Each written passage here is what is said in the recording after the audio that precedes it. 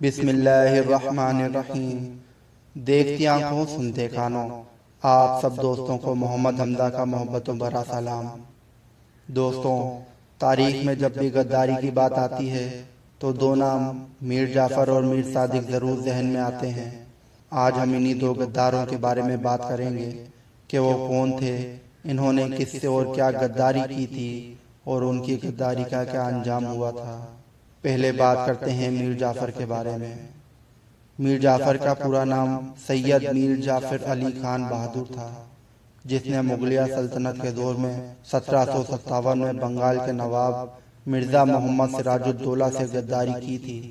میر جعفر نے East India company کے انگریز کمانڈر رابرٹ کلائیو کے ساتھ ساز باز کر کے 30 جون 1757 کو ہونے والی جنگ تلاسی میں نواب سراج الدولہ کو شکست دلوائی۔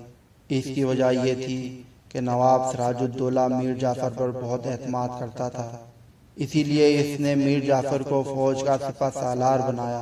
لیکن چونکہ میر جعفر لالچی اور بے ضمیر انسان تھا اور اس کے پاس سپہ سالاری کا عہدہ بھی تھا، لہذا انگریزوں نے غداری کے لیے اس کا انتخاب کیا اور وہ انگریزوں کی امیدوں پر پورا بھی اترا، کیونکہ جنگ پلاسی میں نواب سراج الدولہ کی فوج کی تعداد 5000 تھی، جبکہ انگریز فوج کی تعداد صرف 3000 تھی۔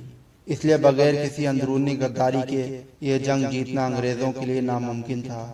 لہذا غدار سپہ سالار میر جعفر جنگ شروع ہونے سے قبل اکثریت فوج کو میدان جنگ کی بجائے دوسری طرف لے گیا اور یوں نواب سراج الدولہ فوج کا انتظار کرتے رہ گیا اور اس کی تھوڑی سی فوج پر انگریزوں نے حملہ کر دیا۔ نواب سراج الدولہ کی تھوڑی سی فوج ماری گئی اور وہ خود میدان جنگ چھوڑ کر بھاگ گیا، لیکن میر جعفر کے بیٹے میر میرا نے اس کا تعاقب کیا اور نواب سراج الدولہ کو شہید کر دیا، اور یوں انگریزوں نے غدار میر جعفر کو بنگال کا حکمران بنا دیا۔ مگر وہ اس کی بے وفائی اور نااہلی کی وجہ سے میر جعفر پر اعتماد نہیں کرتے تھے، لہذا انہوں نے صرف 3 سال بعد ہی 1760 میں میر جعفر کو جیل میں ڈال دیا، اور پھر مزید 3 سال بعد یعنی 1763 میں میر جعفر کو جیل سے نکال کر دوبارہ بنگال کا علامتی سربراہ بنا دیا۔ مگر اس وقت میر جعفر کی صحت اتنی خراب ہو چکی تھی کہ مزید صرف 2 سال زندہ رہ سکا اور بالآخر یہ غدار 1765 میں مر گیا اور اپنی آنے والی نسلوں کے لیے غداری کا سیاہ داغ چھوڑ گیا۔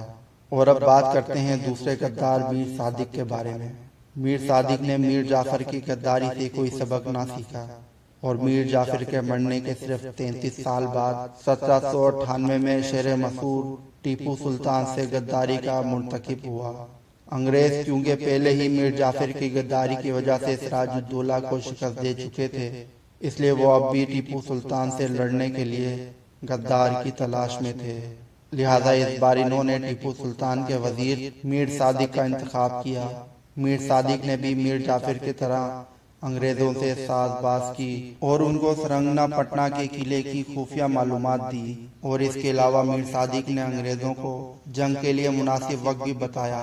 میر صادق اپنے منصوبوں کے مطابق سپاہیوں کو تنخواہ دینے کے بہانے قلعے کی حفاظتی پوزیشنوں سے ہٹا کر دوسری طرف لے گیا اور جاتے جاتے قلعے کا دروازہ بھی باہر سے بند کر گیا تاکہ ٹیپو سلطان بھاگ نہ سکے، اور پھر وہی ہوا۔ انگریزوں نے توپوں سے حملہ کر کے قلعے کی دیوار توڑ دی اور اندر داخل ہو گئے، اور یوں شیر مسعود ٹیپو سلطان شیروں کی طرح لڑتے لڑتے شہید ہو گئے۔ دوسری طرف غدار میر صادق کی غداری کا پول کھل چکا تھا، لہذا وہ انہی سپاہیوں کے ہاتھوں مارا گیا جنہیں وہ تنخواہ کے بہانے لے گیا تھا، اور بعض مورخین تو یہ بھی کہتے ہیں کہ اس کو خود انگریزوں نے مارا تھا۔ تو بہرحال حقیقت جو بھی ہو، یہ غدار بھی اپنی آنے والی نسلوں کے لیے سیاہ داغ چھوڑ گیا۔ لیکن یہاں پر میرا آپ سے یہ سوال ہے کہ کیا میر جعفر اور میر صادق آخری غدار تھے؟ ہمارے درمیان بے رخی غدار نہیں ہو سکتے؟ اگر آپ کا جواب منفی